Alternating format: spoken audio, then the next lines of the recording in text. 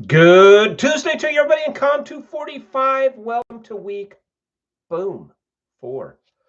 How you doing? Everybody hanging in there? It is late. Late here, late for me. Um, a little coffee. And before you start saying, before you start talking, before you swallow, before you start saying, Dr. Gardner, what are you doing drinking coffee at 11 o'clock at night? Decaf. Mm. And what do we have here? What cup do we have today? It is a Black Rifle Coffee Company. Picked this up, I think, in Phoenix, Arizona. Very fine company. Okay. Welcome to week 4. Here's what we're going to do this week. All right. I will have 2 videos for you, this one and then one tomorrow. In the video tomorrow, I'm going to review the material from chapters 2 and 3, weeks 2 and 3, and then we're going to look ahead to what we're going to be doing this week in week 4. I have an announcement and a request. I will be out of the office. Goodness, excuse me. I will be out of the office Thursday and Friday. I have to be at a funeral. I will probably be back. I won't be back until late on Sunday, but I will be checking my email. Although normally, I have to be honest with you, I don't look at email much on Sunday, really on Saturday. And I don't look at email between, unless I should say it's between, say, about 9 o'clock in the morning and 5 o'clock at night. And after that, I don't work. I don't look at the email. I would encourage you to do the same. Tonight's an exception because I've been trying to get my hands around what's going on with the course. But so I'll have another video for you tomorrow. I'll have some more of your work graded to give you some feedback. Okay. Some of you have been reaching out to me, and I encourage that. Email me. If it's an emergency, you can text me. If it's not an emergency, don't text me. And I hope I've been able to answer your questions and try to get you back into the groove of sort of a hiccupy semester. I have a favor to ask of you, please. Stop working ahead. I'm turning off some of the modules because as I dig into it, I'm finding that they're not proper reading lists listed per module. There's stuff in there that doesn't match with the questions. I don't know what some of the stuff is doing in there. So I'm going from week 5, going ahead, cleaning everything up. I'll switch them back on for them to be visible to you as I get them fixed up. So for those of you, I see there's a couple of you have been working ahead. Let me ask you to just hold off on that. All right. Okay. So for this video for tonight, I want to talk to you a little bit about sort of big picture. Okay. Why communication theory? That is, why do communication scholars spend time with theory? And like Griffin, or M. Griffin, I suppose his name is. And as a textbook goes, this is not bad. Okay, this is pretty good. So why, where did this study of communication theory come from, and why is it done? Because communication as a field is relatively new to other studies. In fact, there really wasn't a field of a field of communication until the 20th century, the 20s, the 30s. I mean, certainly not a defined major at university. And the question is, okay, why did this come about at this particular time, and why do I have to go through and try to cram all these theories into my head? Well, I want to give you a little, discussion, a little lecture today. I'm going to be mentioning some books that you might want to read. I'm not requiring these things; are not part of the class curriculum. You'll find me doing this when I go over material, and I say, okay, you should, if you're interested more in this, take a look at this book. But that doesn't mean that you have to start taking a look at that book, right away. Okay. Um, so the reason that communication studies and communication theory came about, it is, I think, an interesting story. Um, that for a long time in the West, the answer to the question of, who are we? How do I know I am who I am? And how do I know you as who you are? Um, that there was a fairly there was a universal-ish way of looking at that. Okay. And I'm going to try some screen share here to see if this works out. Let's try this. So going way back to here, let's try this. Okay.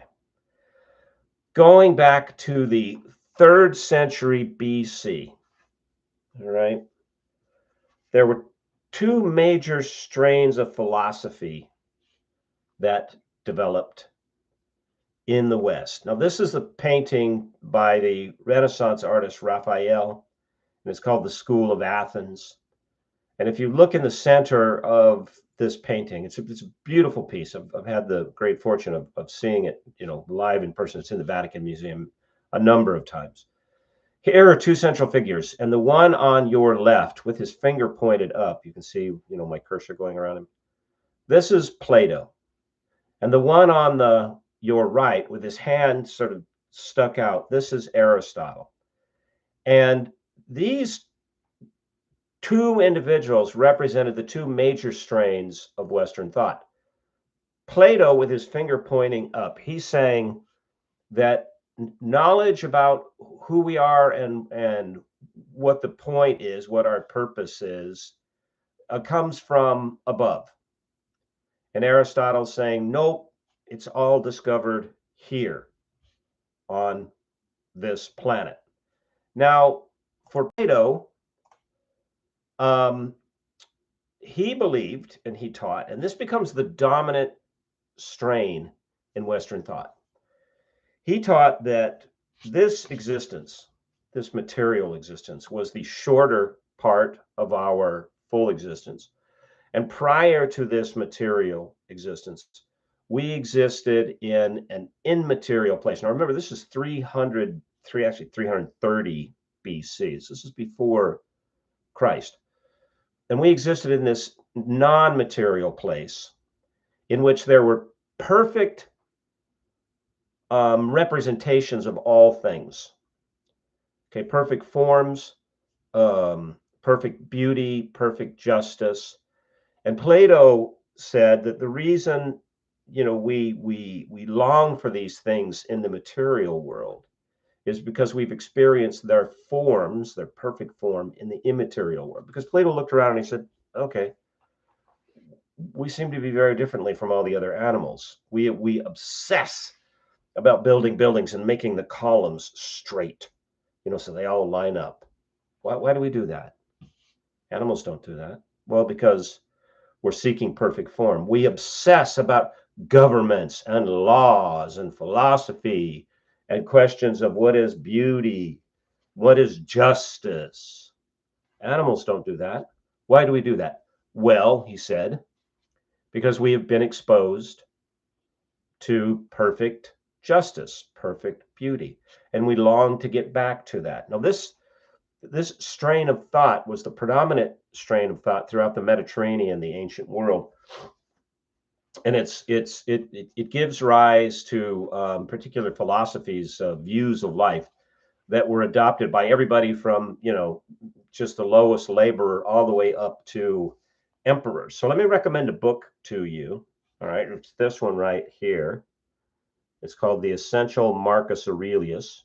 Marcus Aurelius was a Roman emperor from 121 to 180 AD. So about 120, or about 100 years after Christ, and then 60 more. And he practiced a, a way of life called Stoicism. And Stoicism was very, very much like what would become um, Christology, a view of the world uh, that grew out of the teachings of Christ. And it was the practice of Stoicism was one of the reasons that Christianity spread so rapidly, because people heard this and they're like, oh yeah, we've been hearing about that approach to life for a long time. Um, and Stoics believed, as did Plato, that there was this universal consciousness understanding. The Greeks called it logos, from which we get the word logic. The Christians called it the Holy Spirit, or Sancto Spiritus. Okay, but it was something that was in us and a part of us and a part of everything, and connected us to this great organizing consciousness. And Stoics sought after that, um, and tried very much to figure out what that was, what it wanted of them, what they were supposed to be doing with it. And so this was the dominant thought in the West for a long time. All right. And then, everything was going okay until the 1600s. And it was at that time that a war broke out in Europe called the 30 Years' War. And it was really much longer than that. But it started in the early 1600s. The seeds of it were laid down in the 1500s. The Protestant Revolution occurred, and Europe split between Protestants and Catholics. And Protestants were saying that the Catholics and the Catholic Church had no authoritative validity, and the Catholics were saying that the Protestants were heretics that needed to be dealt with. And things finally came to a head in the early 1600s, and it was an absolute catastrophic war for Europe. Something like 10 million people died in the 30 Years' War. And one of the things that this did for Europeans is it left them wondering exactly what it was that what was our relationship to God, because the one group, the Protestants, were saying, well, this is, God commands us to fight this evil, the Catholic Church, and the Catholics were saying, God calls us to fight this evil, the heresy that is Protestantism. And people, not unsurprisingly, looked at this and so God wants you to kill each other? That doesn't sound like the God that we know. And both of you can't be right. That is that this side says, well, that God is on our side and it's just to kill you, and this side says that God is on our side and it's right to kill you. And so consequently,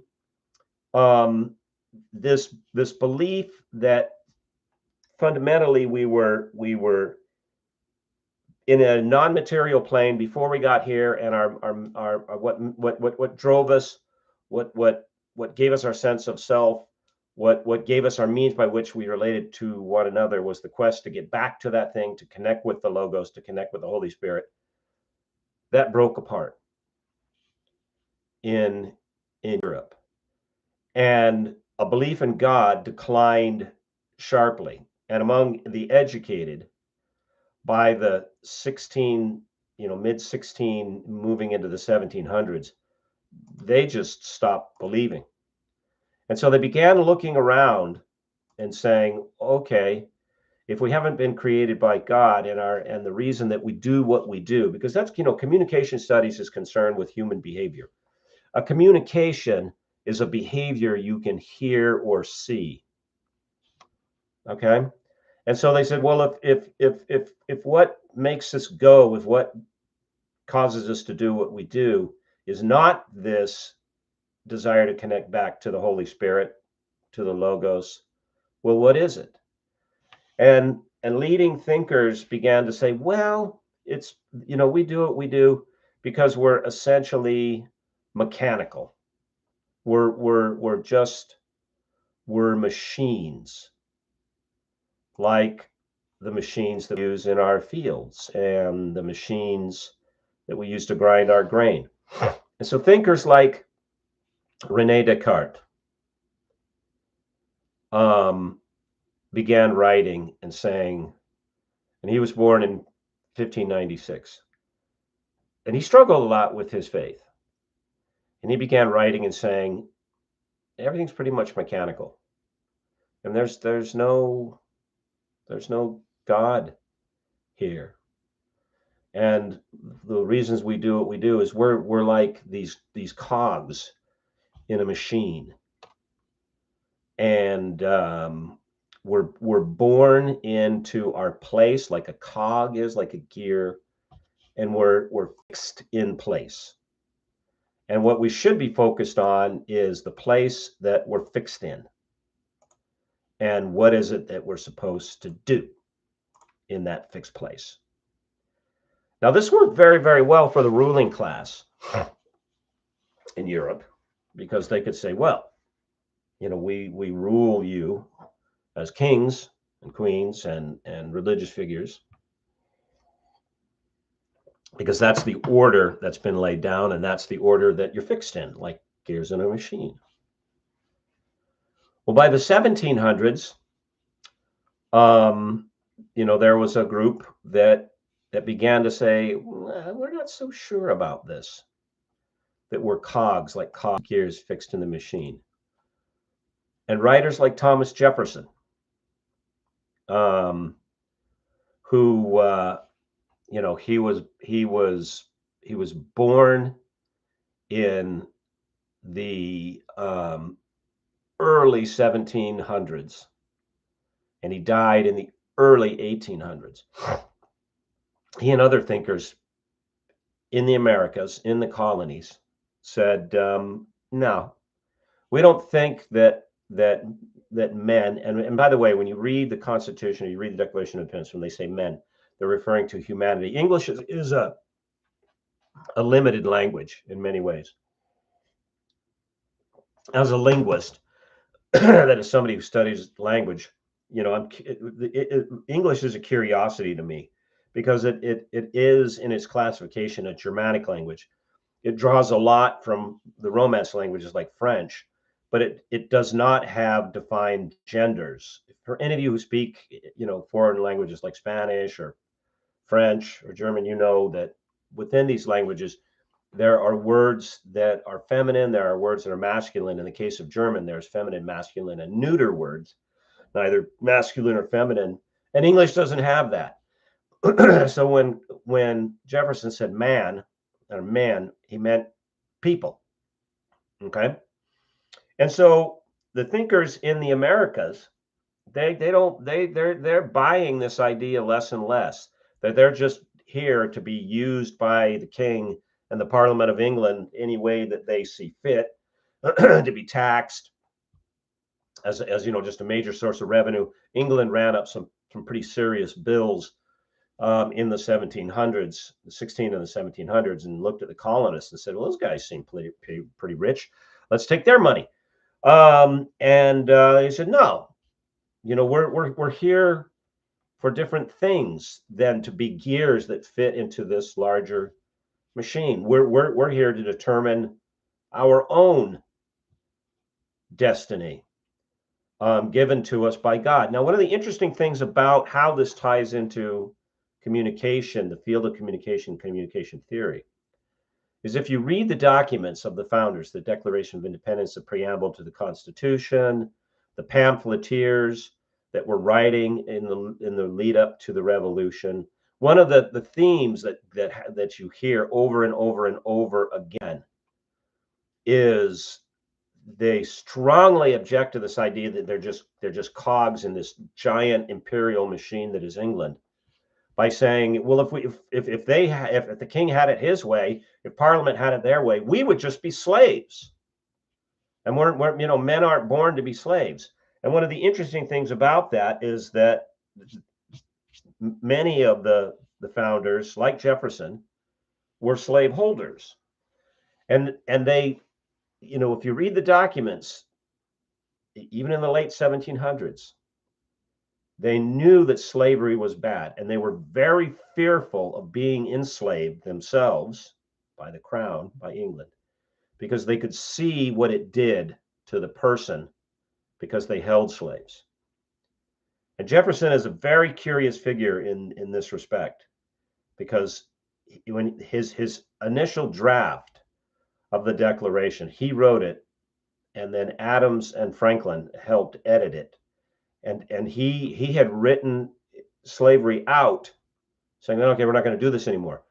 And it was mostly Franklin. He's like, yeah, I don't know that that's the best idea, because the southern colonies, particularly North and South, what becomes North and South Carolina, the states, they ain't going to go along with this, because their economy is based substantially on forced human labor.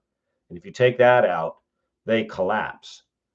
And so it was taken out. And even Jefferson, though a slave owner, wrote that he realized this was wrong, but he was such a terrible manager of his money. He spent most of his life, even though he was our third president, he spent most of his life in debt, just trying to hold on to his assets and keep his creditors at bay. And he made the calculated decision that he couldn't afford to do without forced labor. Now, does that make it right? No. Okay. But one of the things, and I'll get to this, one of the critical elements in the history of communication, because communication studies are by and large an American creation, was the issue of slavery and new peoples coming to the United States. Right. And I'll get to that. Okay. So as the 1700s turned into the 1800s, that although this idea that no, we're not like cogs in the machine had been introduced, it was not the dominant idea. It had not taken hold, and leading thinkers like Charles Darwin were going beyond saying, well, certain individuals are born into certain roles, like subjects are subjects and rulers are rulers, and entire systems are born in this fixed order, like natural systems. There are things that are born superior and things that are born inferior, and it's a competition to stay superior and to keep from becoming the inferior. There's movement on this ladder, but it's the natural thing to have this sort of fixed order where there are those in charge and those that are not. And Darwin's writing during the 1800s. And what starts to happen in about the middle of the 1800s is there's a tremendous flood of immigrants to the United States, mostly from Europe, mostly from Eastern and Southern Europe. They're very poor. They're often crowded into large cities, and they're put to work with very little in the way of rights, zero representation. And so the country started asking, what do we do with all these people? At the same time, there was a push to eliminate slavery, just to outlaw it on a federal level. And the tensions got so high, and the inability to find a way around the sort of corner that the country had painted itself into. If they'd gotten rid of slavery right from the go when they formed the country, things could have been very different, but they didn't. And so in 1860, the Civil War breaks out. And although, yes, it's a dispute over states' rights, it's a fundamental dispute over who's a person and who's not. because they're no one doubted. Well, enslaved Africans are not human beings. I mean, that's why they were enslaved, because they could do things that people could do, like crop work, but they weren't people. Oh, come on. Well, when the war ends in 1865 and the North wins, and there's this massive number of African enslaved people turned free, people are like, whoa, how do we relate to these folks? How do they relate to one another? We don't know, because they were really kept at arm's length. Let me recommend another book to you. A fascinating take on that question and that struggle is the work by W.E.B. Du Bois, The Souls of Black Folk. Now, Du Bois was a very interesting individual. He was the first African American to receive a PhD from Harvard. But when he traveled to Oxford on a scholarship with other members from Harvard, he was not allowed to eat with them because he was black. And in The Soul of Black Folk, Du Bois asks he asks the question. Actually, he puts forward the idea that for the emancipated classes, and he's writing well over 100 years after the Civil War, and Du Bois lives for a long time. He's born in 1868, and he doesn't die until 1963. I mean, that's a good life. All right, good on him. And this work was published in 1903. So it's after the Civil War. Got all of these people crowding into cities as immigrants. You have freed African Americans, and Du Bois says, the question of the age is the question of what he calls the color line. He said there's this great divide within America, and he's speaking as much about immigrants from Southern and Eastern Europe, because they tended to be much darker than Northerners who had been from England and Ireland and Nordic countries. And he says, there's almost a requirement that freed slaves who are now trying to integrate, they lead this double. There's this double life that's imposed on them. They have a double soul. On the one hand, they have to try to live in a culture that saw them as property, and on the other hand, they have to now move away from a culture that was part of their identity. That this sort of separateness that they had as enslaved laborers. And he began wondering out loud, as did other people. Many of the early writers and thinkers that would become the theorists that form communication studies had fought in the Civil War, and they began to think aloud, say aloud, well, how do we talk to one another? How do we even relate to one another?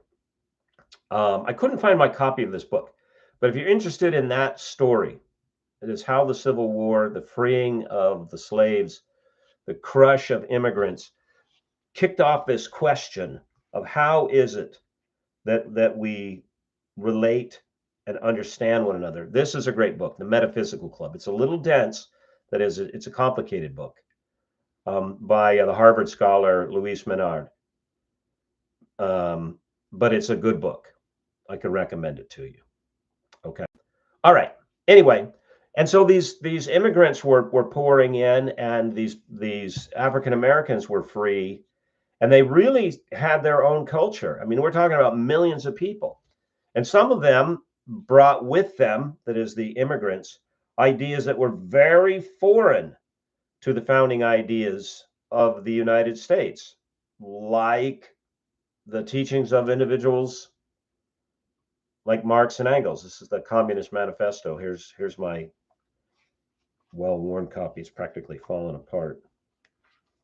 Man, look at that. 1986 is when I got this. And in this book,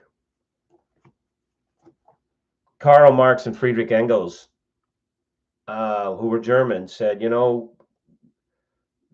God and quest to get back to the consciousness that means the entire world is run by the division of material into the hands that those that have it and those that don't.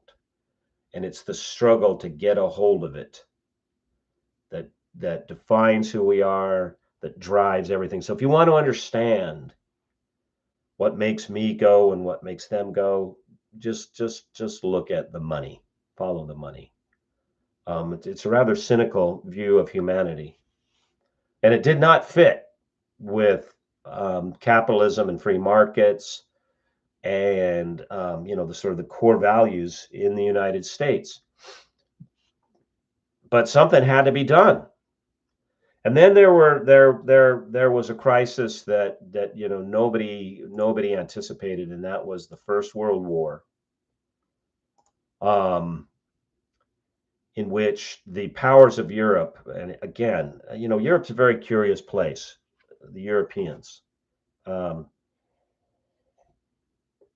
mean, Europe and Europeans don't see themselves as homogenous people. I've spent a lot of time in Europe and among Europeans. And they've been letting the blood out of each other by the gallons for centuries to prove their point. But it's a culture that has produced so much and is so very curious about the world, but is at the same time is so violent. And in the First World War, these imperial powers, they go to war and they force their citizens to go fight for them. And the citizens are just killed on a massive scale by the millions. And the rulers of the country, France, Great Britain, Imperial Germany, they don't seem to take notice. And so people that survived the war begin to ask, what's the point of all this? Why are we here? Are we gears in a machine? Does anybody relate to me? Probably the best book, and I just could not find my copy, about the First World War and this experience, this questioning of who someone is and why they're here, is All Quiet on the Western Front. Read that book too. Now, there have been a couple of film versions of it. They haven't even come close to capturing the book. Written by a German soldier that was forced into the war. His name was Eric Remarque. And it's basically an autobiographical story, but he creates a character named Paul. And Paul is a young man living in Imperial Germany, and the war breaks out. And just like a good cog in the machine, he just, sir, yes, sir, he jumps in line to do his duty, and he gets thrown into this meat grinder that is the war, in which he finds that nobody cares about the emperor and all of this stuff. They're just trying to stay alive. And he has this tremendous crisis of faith about, does he understand himself, and does he understand these other people that he's been ordered to kill, and that he has to kill or they're going to kill him. And there's a scene in the book that's particularly telling. He jumps into this very large shell hole, big crater in the ground that's been blasted out by a shell. And there's a French soldier in there, and they set upon each other, and the French soldier tries to kill him in this war. And Paul fights back, and he kills the French soldier. And as the French soldier, he stabs him to death with his bayonet. And as the French soldier is dying, choking on his own blood, Paul has this tremendous existential crisis about the sense of his being. And he's overwhelmed by this fear that he's upset the order of the universe, because this guy, and I think he was a printer, he may have been a baker, but he pulls the papers out of this dying man's coat, and he sees he has a wife and a kid, and he seems like a nice guy. He probably would have had a beer with this guy if he had met him anywhere but a shell hole in the middle of a war. And he believes that he has violated the trajectory, the arc that this guy has put himself on, trying to get back to finding out who he is and what he's supposed to do by finding God. And he makes sort of a promise to the universe that if he gets out of this alive, he'll become, I think it's a printer, he'll become a printer to make up for the printer that he took out of the world. And so the pressures of new peoples coming into American society, freed slaves, immigrants, and then the tremendous crisis of why are we here, that the war, that the war turns loose. There's a split in the thinking and the behavior in Western thinkers. And the one side becomes even more hardened in the idea that we're here to do what the machine tells us to do. And the other side says no. And they have to admit, we don't really even know ourselves. We don't know how to talk to ourselves. I don't know how to talk to you. I don't know you. Some of the writers and thinkers in the early 1900s, they began to say out loud, Europeans have sort of got this habit of showing up in places with other cultures, stamping down a boot on them and saying, you're going to do things the way we tell you to, because that's the way things are ordered. It's this big machine, you see, and you're this gear that's about, way big, and we're over here like this big. All right. And you're going to do what we tell you to. And then they interrupt the development of the people. And then they say, look at these underdeveloped people. And there are writers and thinkers that go, well, yeah, they're underdeveloped because you put your boot on their face. What else would you expect them to do? Or what state would you expect them to be in? And so writers and thinkers like Carl Jung, Swiss-born but German educated, starts asking questions like, how do we know ourselves? Do we know ourselves? And in fact, maybe we don't. And there are parts of ourselves that operate, that drive our behavior, our views of the world, that we don't know anything about. If you've never read any Carl Jung, I strongly advise that you do. And this book. Let me recommend this book. This is a good way to get started. Memories, Dreams, and Reflections. This is his autobiography. So you don't have to understand. He's a very, very interesting thinker.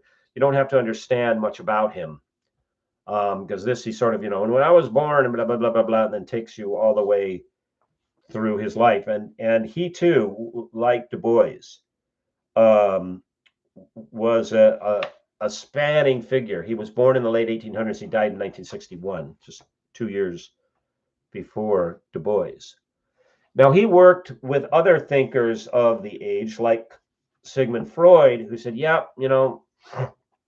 we don't know we're ourselves, but what we're pretty much animals. We're machine-like animals. And this represented the other side that was hardening and saying, no, it's cogs. That's what it is. And Freud said, the reason that civilization, especially Western civilization, is so violent, like First World War, Second World War, is because people are like animals. They sort of are on autopilot. They don't realize it. And so this is the work, maybe to introduce you to Freud. If you don't know a lot about Sigmund Freud, let me recommend this work. The Question of God. C.S. Lewis and Sigmund Freud debate God, love, and sex and the meaning of life. And this is by a guy named Armand Nicolai, right there. And he takes these topics and then quotes from these two writers, C.S. Lewis being the great Christian writer, and Freud being the determinist, saying, that we're like animals. We just behave the way we behave, like this repetition sort of thing. We're like cogs in a machine. And C.S. Lewis is saying, no, we're not. We're on this arc of destiny, and we have a calling that we're trying to figure out and trying to get back to the Creator. And these are fictional dialogues, but he debates that out. Okay. So people like Jung begin to ask these questions, and they begin to wonder, well, what could be the motivations for people to do what they do? And it's here that the study of communication begins, because thinkers begin to theorize, well, maybe it's not machine. Now, there are some, communication thinkers that still think that. And then the Second World War happens. And that's worse than the first. And the term Nazi gets thrown around a lot, which annoys me, because as my first graduate degree was in history, European history, but medieval history. And so I spent a lot of time studying this. I spent a lot of time in Germany and in other countries in Europe that followed the teachings of National Socialism, and that's where Nazi comes from. It's an abbreviation for the German word for National, which is German for national. And one of the saying, oh, this person is Nazi and this is Nazi. One of the hallmarks of National Socialist thinking, National, is this mechanical view of the world, that people are just here to serve the function that the bigger machine says they are. So if you want to get your hands around, how is it that Nazism comes to dominate in Germany, which there's a lot of healthy debate. Like, Carl Jung, although he's born in Switzerland, he studies in Germany, about what it is that motivates us and what makes us go, and why do we say the things we do, and why do we understand the world the way we do. Nazism says, nah, this is all crapola. It's just, people are these gears in a machine, and gears are happiest when you put them in the right place, and then the whole thing works harmoniously. All right, if you want to get a handle around how that happened and the lead characters, here's a book that I would recommend to you. William Shirer. He was an American journalist from Iowa who lived and wrote in Germany. The Rise and Fall of the Third Reich.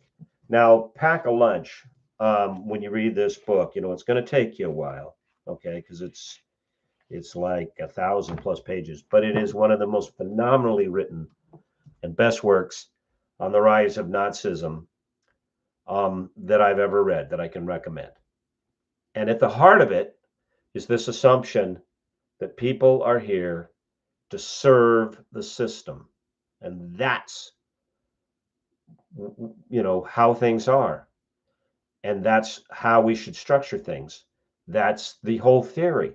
Now, least you think, there's a lot of people that go, oh, those terrible Nazis are over there and there. This was a Western worldwide phenomenon, because throughout the United States too, there were sympathizers with the Nazis in Europe, and even though we fought a war against them, and politically it became very politically incorrect to support Nazism, the ideas that were there were very much alive. I don't think you can get a copy of this book anymore, but if you want to look at how those ideas were very much alive in the United States, and at the heart of those ideas was the study and practice of eugenics. That is the selective breeding of certain peoples and the keeping of other people from having families. This book by Guy Irving Birch and Elmer Pendle, and that's an early 20th century name. No one's going to name their kid Elmer. Anyway, Human Breeding and Survival, Population Roads to Peace or War. Okay. And in this book, Birch and Pendle make the case that, well, of course, what motivates people to do what they do, and what would help them to do best is, their gears in the machine. And what's most important is the machine, not the individual, because when the machine functions well, then everybody's well. And what the machine doesn't need are misshapen gears. Those have got to go. This book was published in 1947, and there's a section in here in which I'll just show you this, and then I'll tell you what you're looking at. All right, there it is. You see this? Okay. In which they're advocating for the expansion of the involuntary sterilization of the wrong sorts of people, right? So here's what they write. I mean, a majority of the states in the United States now have laws providing for the sterilization of specific types of persons whose reproduction would jeopardize social conditions, complicate the problems of government, and add to the tax burden of the rest of the citizenry. The numbers of operations performed under these laws and earlier laws up to January 1, 1946 are as follows. California, 18,000. Virginia, 5,000. Kansas, 2,800. Michigan, 2,600. Minnesota, 2,204. North Carolina, 1,700. Oregon, 1,600. And on and on and on and on to nearly 50,000 for that year of people sterilized against their will because they were the wrong sorts of people. They were the misshapen cogs that didn't fit into the machine. Well, when World War II finishes up and they discover the concentration camps and they put leaders of the National Socialist government, the Nazi government, on trial, and they find out what they did, this is like, whoa, full stop. This view that people are sort of fixed in how they behave, and why they communicate and why they do the things they do is called determinism, and that just puts that sticks a dagger through the heart of determinism, and that just ends. And so it leaves the question of, well, why is it that people do what they do? Well, we're not sure. Enter the study of communication and communication theory. The people sit down and they start saying, well, okay, well, maybe Karl Marx was right. Maybe people do things because they don't have material things and other people are withholding those material things. This is Marx's theory or economic theory. We'll encounter that. Or maybe it's because they have an identity that's completely separate from the identity of the culture they live in. Okay. And this would be a theory of ethnicity that drives how it is we communicate with one another. Or maybe insert the theory that you're going to read about in the textbook. Okay.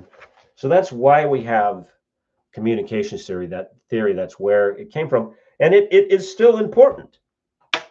The reason that it's still important is now the challenge of our age is, although we've done a pretty good job flattening out ethnic differences, I mean, there's still work to do. I don't know about economic differences. I think we could do better there.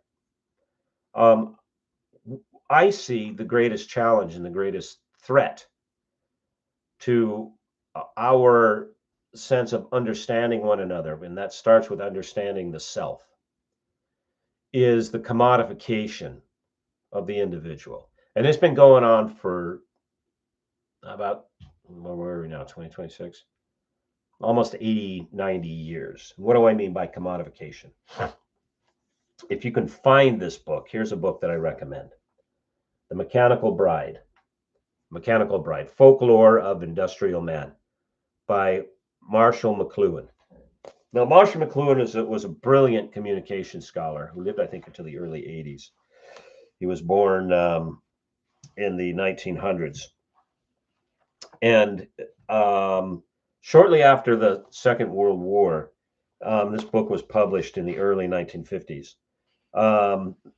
51 to be exact.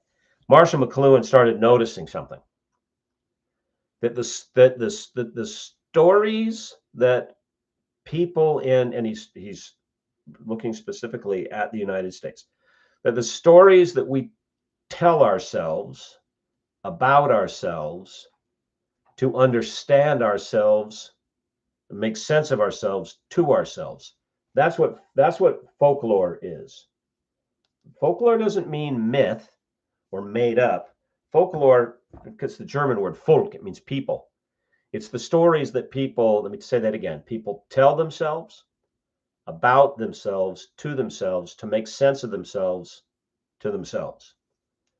Now, for a long time in the West, the core of our folklore has been drawn from Christian scripture. And we tell stories about ourselves drawn from that. But by the 1950s, that had started to shift.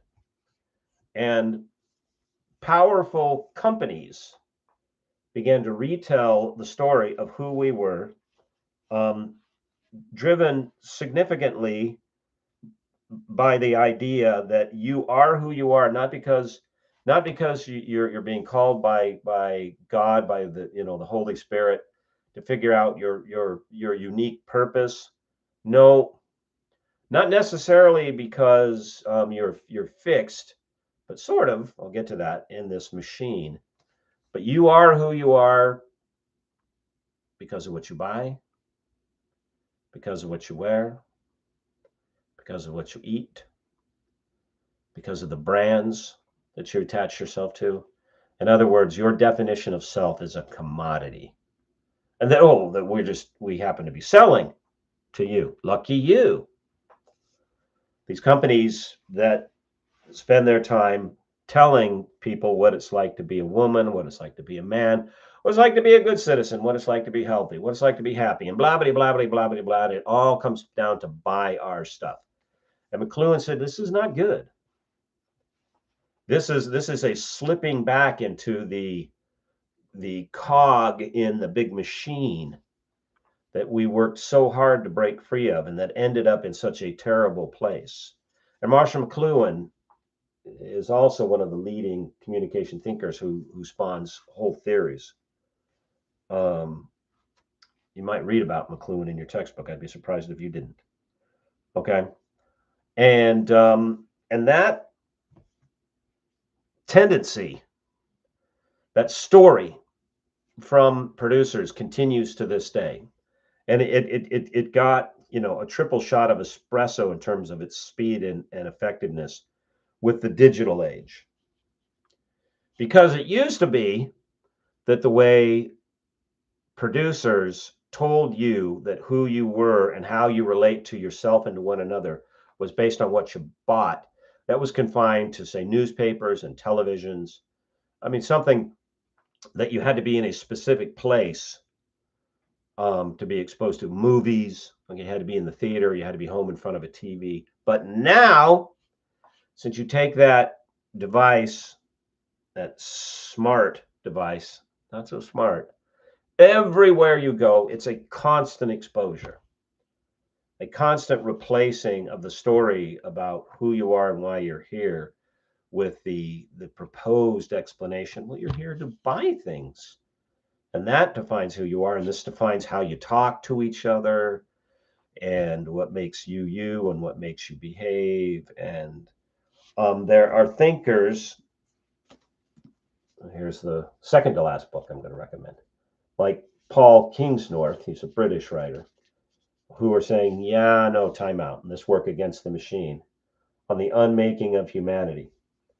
Now, it's interesting that Marshall McLuhan said, we could put a stop to this if we are aware that these producers and marketers are trying to sell us a story about who we are. Kingsnorth and thinkers like him now, they don't believe that we can. They believe that there's going to have to be another collapse. They don't say it's going to be a war like World War II. For Westerners to rediscover a sense of who they are. So it's a pretty bleak, pessimistic book. Now there are others thinkers, and I count myself among them, we're saying maybe, maybe to get a better sense of who we are, we should think about thinking. We should communicate and think about communication, and that includes studying the proposed theories of why we do what we do. And here we are. And if we want to get a sense of who we are and why we're here, we want to we want to get into a place where we can get a visual and a 360-degree instruction in that. The place to do that is outside in spaces that have not been deconstructed and reconstructed by people, which I've got nothing against cities. I live in one. But I look around in here. This is a space that the materials in which have been radically deconstructed, like those shelves. They were trees once, but they don't look anything like trees, and have been reconstructed into things that hold books, which were also trees. Okay. So enter my latest book, Landscapes of Grace. All right. And in this work, it's not very big, I make the case that the sense of self is the crisis of our age, that our technology is designed to keep us from asking questions about why we don't have a good sense of ourselves. And part of the remedy is to go outside and observe the function of the natural world, which has a very good sense of itself. I mean, we read in the Gospel of Matthew, for example, when God says, when Jesus says, look at the birds. They don't spin, they don't reap, but God takes care of them. Don't you think that he looks after you? How many of you are going to increase your life by 1 hour by worrying? Now, what Christ is not saying, he's not saying don't worry about food, don't worry about feeding others, because there are punishments later in the same gospel that are meted out to those who don't provide for the poor that they meet. When it's the parable of the king, of the ruler, saying, okay, you go over to my left, or you go to my right, and you go to my left. And they're like, well, why are we going on the left, which is the bad side? What do we do? He said, well, you never saw me. You never helped me when you saw me. And they said, Lord, when did we see you? When we didn't help you? I remember that. And he said, well, when I was hungry, you didn't feed me. When I was thirsty, you didn't give me anything to drink. When I was imprisoned, you didn't visit me. When I was naked, you didn't clothe me. So in that analogy in the Gospel of Matthew, Jesus is not saying, don't worry about anything. That's not the point. He's saying, look at the birds. What do birds do? Birds do bird things. And they understand what the bird things are because they've been designed in such a way that their vocation is stamped into their form. Pay attention to that and stop worrying. Your vocation, we're still in Matthew, is stamped into your form. You're stamped with the image of God. Your vocation is to get back and to connect with God. In my book, I'm making the argument that by going outside, observing these landscapes, that there's instruction there for us if we're attentive to it, and we can break away. We can extract ourselves from the idea that we're here to buy and be sold to and have our data traded. This is a softer, it's a less clamped downy version of you're a cog in the machine. Okay, so that's where communication studies comes from. It's a very American phenomenon. It comes out of a crisis sort of forced on the country about who are we, how do we know each other, how do we talk to those that they're very different from us, how do they know themselves? And thinkers and writers like Jung, like Du Bois, like McLuhan, they start asking these questions, and they say, yeah, maybe there are other motivations. What could they be? And that's what communication theory is. Communication theory is and I don't mean guess as in just like, pick a number. It's an informed guess about why people do what they do. And the purpose of which, making the guess, is to come to a deeper understanding of how it is we relate to ourselves and to the rest of the world. So maybe, just maybe, instead of warring and oppressing and killing, we can connect. Okay? So that's what we're up to in 8 very, very short weeks. Okay? All right. I hope that was instructive. Now, the next video, which I'll put up tomorrow, I'll summarize weeks 2 and 3 and then talk about what we're focusing on here in week 4. Remember, please stop working ahead so I can clean up. I would have these things cleaned up and done by this week, but it's my wife's mother who died, so it's not even like, oh, a friend I could or not go to his funeral. I have to go, and I have to spend some time trying to get her house in order. That is, sort through all the stuff. Okay, so I'll be out of the office. All right, everybody. Thank you very, very much. I still believe we're going to have a good semester. I think about you. I pray about you. Thank you for those who've reached out to me and said, can you help me? I'm really lost. And I'm here, okay, to help you. All right. And I will see you again on Canvas. Take care. Bye-bye.